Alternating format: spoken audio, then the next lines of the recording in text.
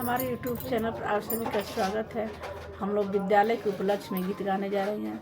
आप लोग लाइक कीजिए, सब्सक्राइब कीजिए। हम लोग का वीडियो अच्छी लगे शेयर कमेंट कीजिए। गलती को क्षमा कीजिए, पूरा वीडियो देखिएगा।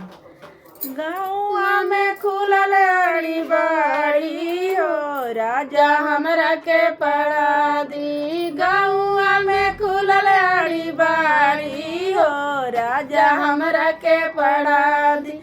हमरा के पढ़ा दी राजा, हमरा के पढ़ा दी। हमरा के पढ़ा दी राजा, हमरा के पढ़ा दी। गाँव में खुलल अड़ी बाड़ी हो, राजा हमरा के पढ़ा दी। गाँव में खुलल अड़ी बाड़ी हो, राजा हमरा के पढ़ा दी। गाँव में खुलल अड़ी बाड़ी हो, राजा हमरा के पढ़ा दी।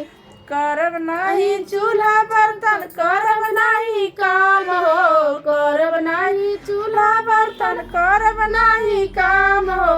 सासू के दे बजारी हो, राजा हमरा के पढ़ा दी।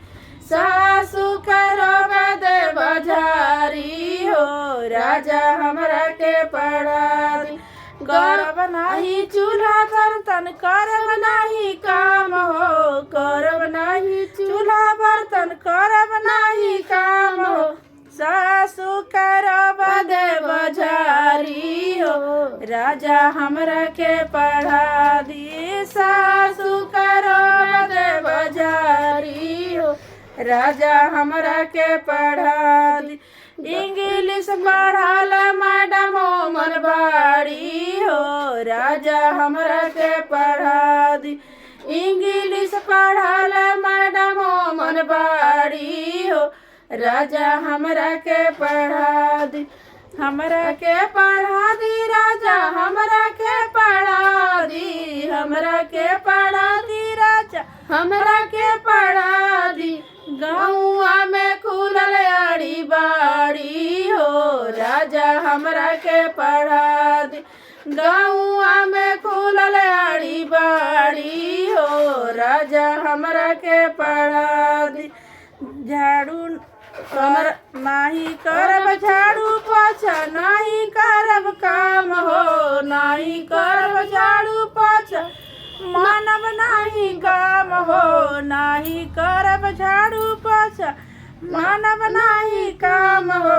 ननद के कही के पुकारी हो, राजा हमरा के पढ़ा दी। ननद से कही के पुकारी हो, राजा हमरा के पढ़ा दी। इंग्लिश पढ़ाल मैडम मनबाड़ी हो, राजा हमरा के पढ़ा दी। इंग्लिश पढ़ाल मैडम मनबाड़ी हो, राजा हमरा के पढ़ा दी। हमरा के पढ़ा दी राजा, हमरा के पढ़ा दी। हमरा के पढ़ा दी राजा, हमरा के पढ़ा दी। गाँव में खुलल अड़ी बाड़ी हो, राजा हमरा के पढ़ा दी। गाँव में खुलल अड़ी बाड़ी हो, राजा हमरा के पढ़ा दी। इंग्लिश पढ़ाल मैडम मनबाड़ी हो, राजा हमरा के पढ़ा दी। इंग्लिश पढ़ाल मैडम मनबाड़ी हो, राजा हमरा के पढ़ा दी।